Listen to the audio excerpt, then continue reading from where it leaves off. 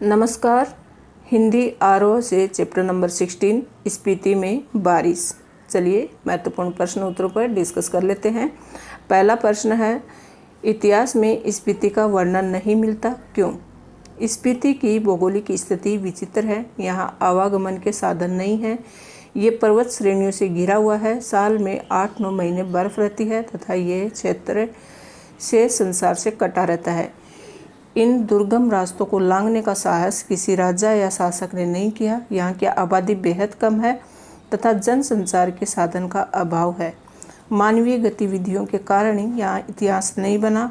इसका जिक्र सिर्फ राज्यों के साथ जुड़े रहने पर ही आता है।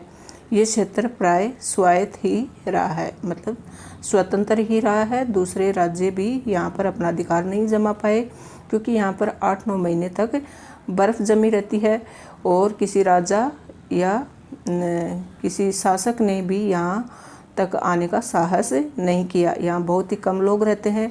जनसंचार के साधन भी यहाँ पर कम है और कोई यहाँ पर मानवीय गतिविधियाँ भी नहीं हो पाती हैं।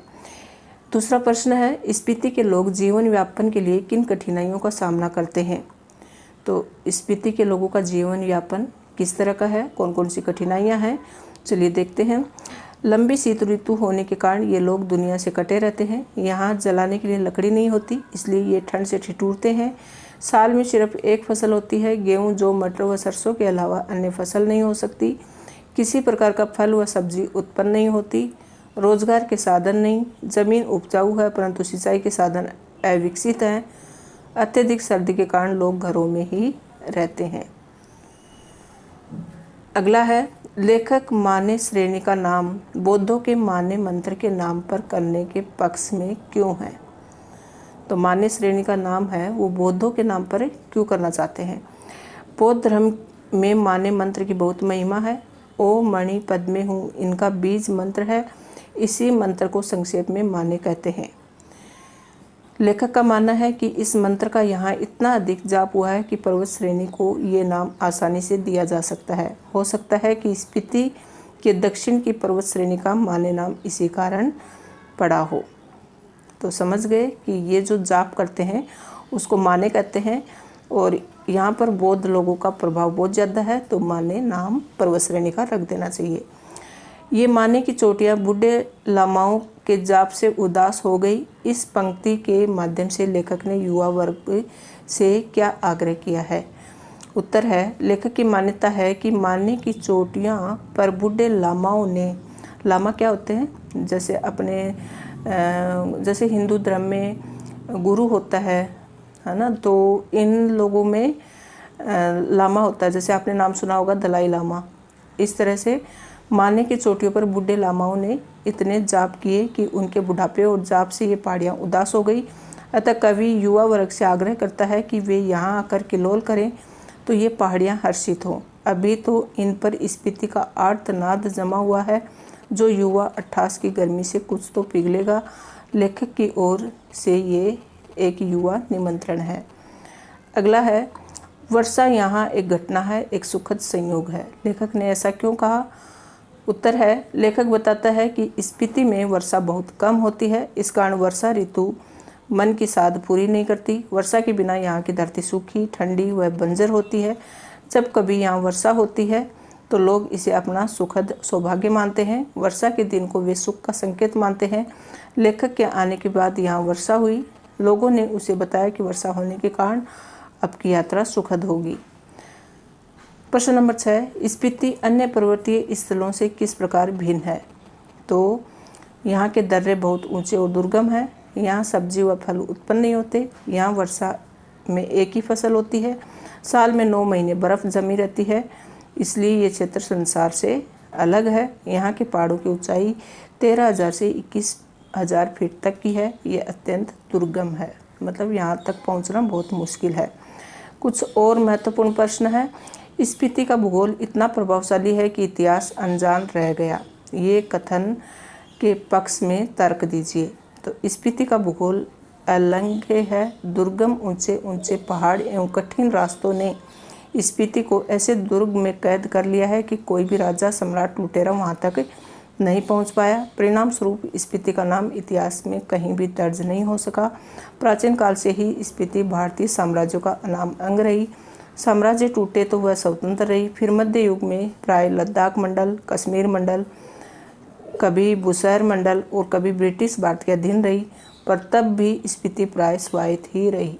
इसकी स्वायत्तता भूगोल ने सिरजी है। भूगोल इसका रक्षक और संहारक दोनों है, क्योंकि दुर्गम पहाड़, ऊंचे ऊंचे पठार, कठिन रास्ते, इसकी वजह से कोई दूसरा स्टेट और किसी राजा ने यहाँ तक अपना अधिकार जमाने की कोशिश ही नहीं की।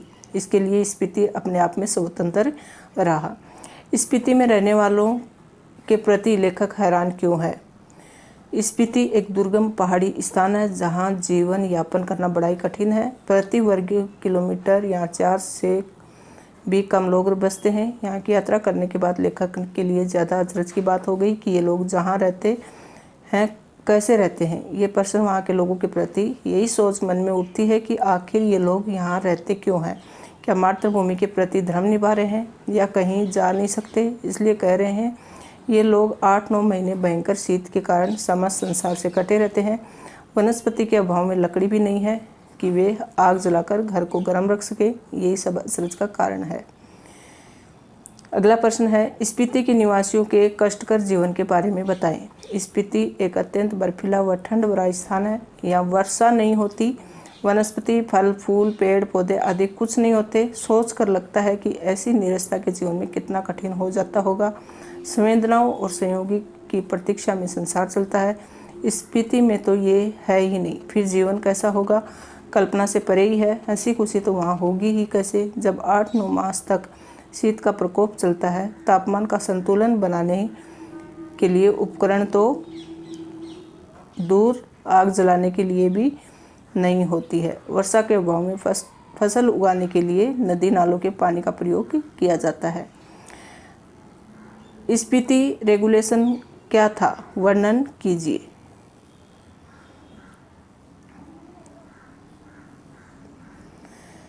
स्पीति रेगुलेशन 1873 में लाया गया। ब्रिटिश सरकार का एक विशेष एक्ट था। इसके तहत लाहौल और स्पीति को एक खास दर्जा दिया गया। ब्रिटिश भारत में अन्य कानून यहाँ लागू नहीं होते थे। रेगुलेशन के अधीन प्रशासन के अधिकार नौनों को दिए गए, जिसमें मालगुजारी इकट्ठा करना, फौजदारी के छोटे छोटे मुकदमों का फैसला करना, उसके ऊपर के मामले वह कमिश्नर के पास भेज देता था। उन दिनों की लाहौल स्पीति का वृत्तांत कांगड़ा जिले के अंतर्गत कुल्लू तहसील में भी मिलता है। अगला प्रश्न, शिव का अट्ठास नहीं, हिम का आर्तनाद है। हिम मतलब बर्फ। तो बहुधा पहाड़ के शिखरों पर जमी बर्फ के विषय में यही मान्यता है कि भगवान शिव के अट्ठास अर्थात तेज हंसी के कारण शिखरों पर श्वेत तुषार जम जाता है। ये बात स्पीति पर लागू नहीं होती, उसे लेखक दूसरी दृष्टि से देखता है। उसकी मान्यता है कि स्पीति के लोग इतना कष्टदायक जीवन जी रहे हैं कि यहाँ आर्तनाद अर्थात दुख भरी चीख पुकार के अतिरिक्त और कुछ हो ही नहीं सकता। वही आर्तनाद हिम के रूप में जम गया कि लोगों की जो दुख भरी पुकार है, लोग इतना कष्टपूर्ण जीवन जी रहे हैं और वो कष्टदायी जो पुकार है वो ही बर्फ़ के रूप में जम गई है, न कि शिव का ये कोई अट्ठास है। स्पीति में बारिश पाठ का उद्देश्य बताइए। तो कृष्णनाथ के यात्रा वृत्तांत स्थान विशेष से जुड़े होकर भी भाषा, इतिहास, पुराण का संसार समेटे हुए है।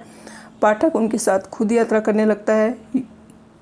वे लोग जो इन स्थानों की यात्रा कर चुके होते हैं, वे भी अगर कृष्णनाथ के साथ यात्रा वृत्तांत को पढ़ेंगे तो उन्हें कुछ नया लगेगा। उन्हें महसूस होगा कि उनकी पुरानी यात्रा अधूरी थी। कृष्णनाथ की यात्रा वृत्तांत को पढ़कर वह पूरी हुई है। स्पीति में बारिश पाठ एक यात्रा वृत्तांत है। स्पीति हिमाचल के मध्य में स्थित है। ये स्थान अपनी भौगोलिक व प्राकृतिक विशेषताओं के कारण अन्य पर्वतीय स्थलों से भिन्न है। लेखक ने इस पाठ में स्पीति की जनसंख्या, ऋतु, फसल, जलवायु तथा भूगोल का वर्णन किया है, जो परस्पर एक दूसरे से संबंधित है। पाठ में दुर्गम क्षेत्र, स्पीति में रहने वाले लोगों की कठिनाई भरे जीवन का भी वर्णन किया है। कुछ युवा पर्यटकों का पहुंचना स्पीति के पर्यावरण को बदल सकता है। अंतिम प्रश्न है, बाहरी हमलों से यहाँ के लोग अपनी सुरक्षा कैसे करते हैं। तो जब यहाँ पर बाहरी हमला होता है तो वे लोग अप्रतिकार का तरीका अपनाते हैं। वे उससे संघर्ष नहीं करते, वे चांगमा का तना पकड़कर तथा एक दूसरे को पकड़कर आंख मीचकर बैठ जाते हैं। जब आक्रमणकारी यूँ संकट गुजर जाता है तब वे उठकर वापस आ जाते हैं। मतलब वो कोई किसी प्रकार का भी सामना नहीं करते। कोई उनके ऊपर हमला करता है तो वो आंख बंद करके नीचे गर्दन करके बैठ जाते हैं। जब आक्रमणकारी वापस चले जाते हैं तो वहाँ से वो उठकर वापस आ जाते हैं। तो इस तरह से वे अपनी सुरक्षा करते हैं। तो इन प्रश्नों के माध्यम से बच्चों हमने प्रत्येक प्रश्न के उत्तर सुनकर और हम ये अनुभव करते हैं कि स्पीति की भौगोलिक स्थिति कैसी है, वहाँ रहने वाले लोगों का जीवन स्तर किस प्रकार का था और वहाँ तक लोग क्यों नहीं जा सकते, कितनी कठिन भरी जिंदगी वो जीते हैं। ये सब हमें इस पाठ के माध्यम से, इन प्रश्नों के माध्यम से हम पता कर सकते हैं और प्रश्नों के माध्यम से अच्छे से रिवीजन हो पाता है। इसके लिए प्रश्न उत्तर के वीडियो हमारे पाठ से भी महत्वपूर्ण होते हैं। एक बार अगर आप पाठ का वीडियो देख लेते हैं, उसके तत्पश्चात अगर आप प्रश्न उत्तर वाले वीडियो देख लेते हैं तो आप कहीं से भी कोई भी प्रश्न गलत नहीं करोगे, किसी प्रकार की त्रुटि होने की कोई गुंजाइश नहीं रहेगी। तो आई होप आपको इस पाठ से संबंधित सभी जानकारियाँ इन प्रश्नों के माध्यम से मिल गई होगी और वीडियो अच्छा लगा तो लाइक कीजिएगा, शेयर कीजिएगा।